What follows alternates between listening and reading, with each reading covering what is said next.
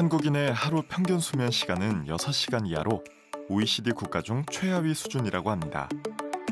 게다가 보건복지부 통계를 보면 우리나라 성인의 73% 이상이 수면 장애를 경험했다고 할 만큼 수면의 질은 좋지 못한데요. 이와 함께 다양한 수면 질환도 증가 추세에 있습니다. 코골이와 함께 발생하는 경우가 많은 수면 무호흡증. 이비인후과 전문의 김상욱 교수는 빠른 치료가 요구되는 수면 무호흡증을 대표적인 수면 질환으로 꼽습니다.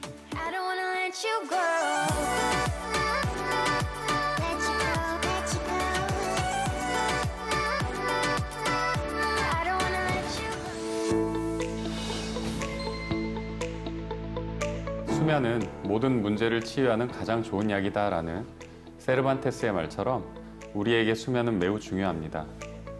우선 수면을 방해하는 문제로는 대표적으로 불면증과 같은 수면 결핍 혹은 정반대 양상의 과다수면 장애가 있고 시차 적응을 포함한 수면 리듬 관련 장애, 수면 중 주기적인 움직임과 관련된 운동 장애가 있습니다. 그 밖에 흔히 가위눌림이라 불리는 수면 마비나 몽유병이라고 하는 수면 보행증, 악몽 등을 포함하는 사건 수면이 있습니다. 그리고 코골이, 수면 무호흡증과 같이 수면 중 호흡에 이상이 생기는 수면 관련 호흡 장애로 구분할 수 있는데요. 수면 결핍을 일으키는 대표적인 질환인 수면 무호흡증은 상기도에서 발생합니다. 우리가 숨을 들이마시면 코로 들어온 공기가 목젖이라고 하는 구개수를 포함하는 연구개, 그리고 혀처럼 말랑말랑한 근육으로 이루어진 상기도를 통과합니다. 상기도 근육은 수면 중 긴장도가 떨어지면서 상기도를 좁아지게 하고 좁아진 상기도를 지나가는 공기는 주변 조직의 떨림을 유발해 소음을 만드는데 이것이 바로 코골이입니다. 상기도가 더욱 좁아지다가 완전히 막히면 숨이 멈추는 무호흡이 발생하는데 수면 중 이러한 무호흡이 반복해서 나타나는 질환이 수면 무호흡증입니다. 수면 무호흡증은 복합적인 원인에 의해 발생하는데요.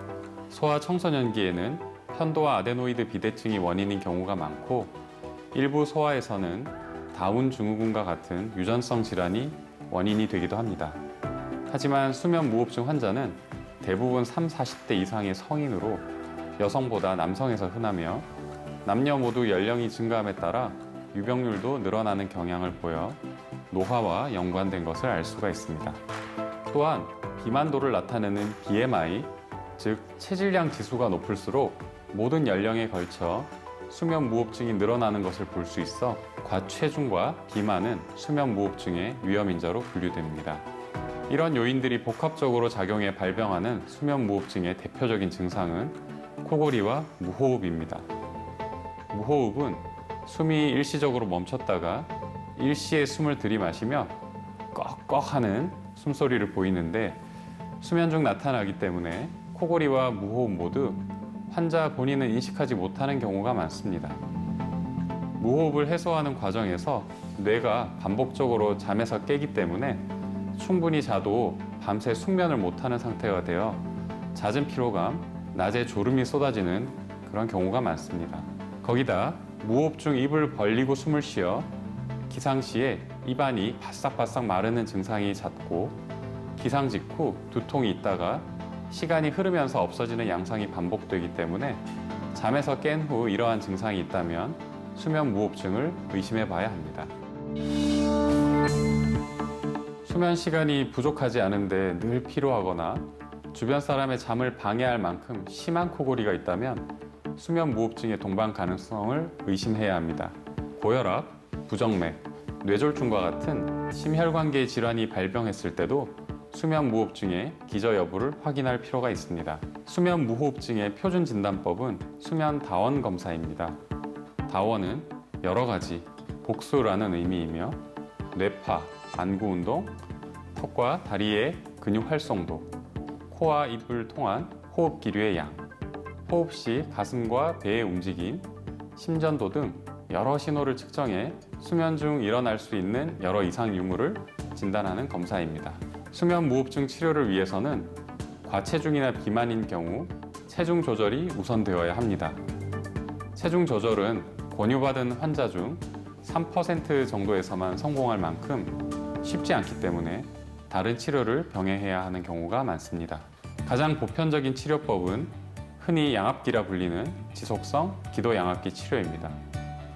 환자가 코를 덮는 마스크를 쓰고 자고 마스크에 연결된 호스를 통해 공기를 불어넣어줘 상기도 폐쇄를 해소하는 원리입니다. 대부분의 무호흡을 효과적으로 제거해 보통 1차로 선택하는 치료지만 수면 시 불편함을 감수해야 해 시간이 흐르면서 사용률이 떨어지는 문제가 있습니다. 오랫동안 양압기를 사용했더라도 착용을 중단하면 원래 상태로 되돌아가는데 양압기 치료에 적응하지 못하면 상기도 수술이 대안이 될 수 있습니다. 고주파를 이용한 간단한 수술법부터 위아래 턱뼈를 절개해 기도 전체를 확장시키는 수술까지 개발되어 있기 때문에 환자 상태에 따라 수술법을 선택하게 됩니다. 그 외에 입속에 끼우면 아래턱을 앞쪽으로 밀어줘서 기도를 확장하는 효과를 보이는 하악 전진 장치도 도움이 될 수 있습니다. 우리나라에 도입되지는 않았지만 미국과 유럽에서 활발히 시술되고 있는 설하신경 자극 치료도 있습니다. 혀 근육을 움직이는 설하신경을 자극하는 이식 장치를 몸에 심어 수면 중 치료기가 호흡을 감지해서 무호흡을 해소해주는 치료기로 우리나라에 도입이 되면 새로운 대안이 될 것으로 기대됩니다. 수면 무호흡증은 스스로 수면 상태 확인이 어려운 만큼 주변의 관찰이 도움이 됩니다. 막 코를 골고 밤에 막 무호흡 컥컥거리는 게 있다. 뭐 이런 거에 대해서는 전혀 몰랐었는데 이제 대학에 와서 친구들과 같이 생활을 하고 사실 너 코골이가 엄청 심하다. 그게 막 방을 막 문을 뚫고 나온다. 뭐 어디 놀러 갈 때도 그렇고 무호흡 이런 게 뇌에 굉장히 무리를 줄 수 있다. 이런 이야기를 듣게 됐고 막 걱정도 하게 되고 그런 생각이 많이 들었어요. 그냥 아침에 일어나도 뭔가 잔 것 같지 않고 피곤하고 자도 잘 못 자고 일어나도 잘 생활도 못 하고 약간 그런 만성 피로가 있었습니다. 수면 다원 검사를 통해 중증 수면 무호흡증이 진단됐고 치료를 시작했습니다. 그동안 뭐 어떠셨어요? 특별히 건강에 문제 없으시고요? 네, 그냥 건강하고 네네. 잠 잘 자고 그렇게 네. 되는 것 같아요. 수면의 질은 괜찮으시고요? 네, 그냥 이제 피곤한 것도 좀 그냥 계속 개선되는 것 같고 네. 개선된 상태로 잘 유지가 되고 있는 것 같아요. 코막힘도 있으셨고 그리고 코골이와 수면 무호흡증이 의심이 되는 상황이었기 때문에 기본적인 내시경 검사를 시행을 해서 코 속에 문제가 없는지를 확인을 했었고요. 목젖이 많이 늘어져 있고 이제 부어 있는 수면 무호흡증을 시사하는 그런 소견이 확인이 되었습니다. 정확하게 확인하기 위해서 수면 다운 검사를 시행을 했었고요. 이 색깔로 돼 있는 부분이 꿈꾸는 렘 수면이라고 하는 거고요.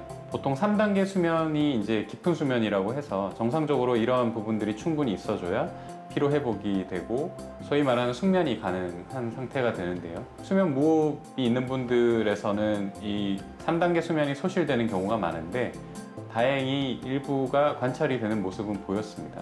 산소 포화도가 80% 미만까지 이제 뚝뚝 떨어지는 모습을 볼 수가 있는데요. 무호흡이나 저호흡이 반복적으로 나타나는 것을 확인할 수가 있었고 지난 1년 동안 체중 감량과 함께 양압기 치료를 병행하면서 주간 졸음 등 증상이 호전되었습니다. 언제까지 쓰면 그러면 된다는 얘기냐 그런 질문을 많이 하시거든요. 수면 무호흡증은 그 증상 자체가 중요한 게 아니고 방치했을 때 고혈압, 협심증, 뇌졸중과 같은 그런 심혈관계 합병증을 일으키기 때문에 그것을 예방하는 게 치료의 중요한 목표가 되고요.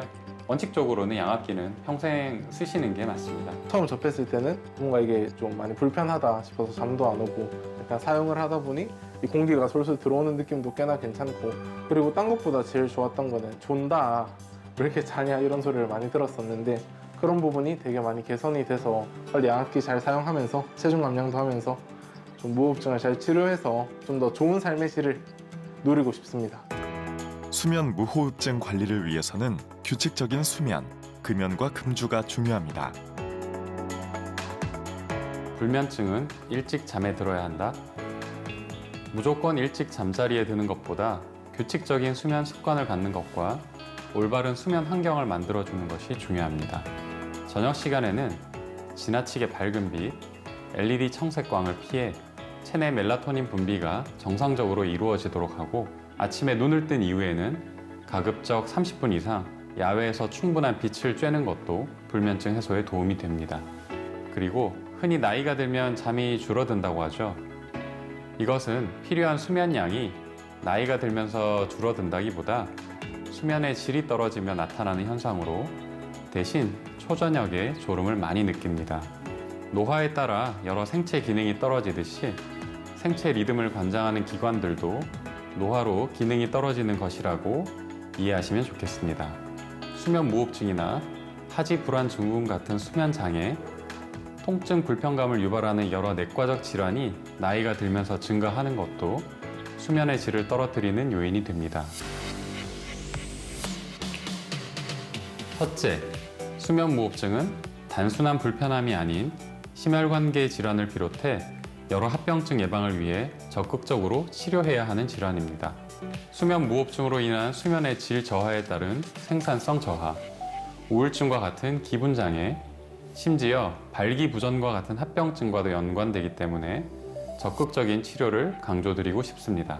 둘째, 적정 체중 유지와 적절한 치료법을 처방받아야 합니다.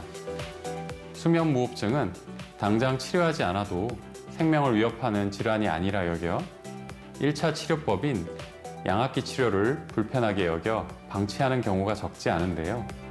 건강한 체중 감량과 함께 반드시 전문의와의 상담을 통해 스스로에게 맞는 치료를 시작하셔야 합니다.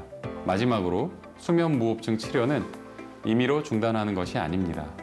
새로운 치료법 개발을 위한 연구가 지속되고 있으니 현재 받고 있는 치료가 만족스럽지 않더라도 절대 포기하지 말고 담당 의사와의 상담을 통해 내 몸 상태를 확인하고 꾸준히 치료받으시기 바랍니다.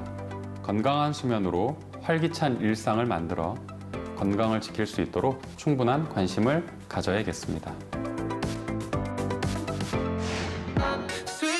전 국민의 비대면 주치 건강 좋은 날 플러스.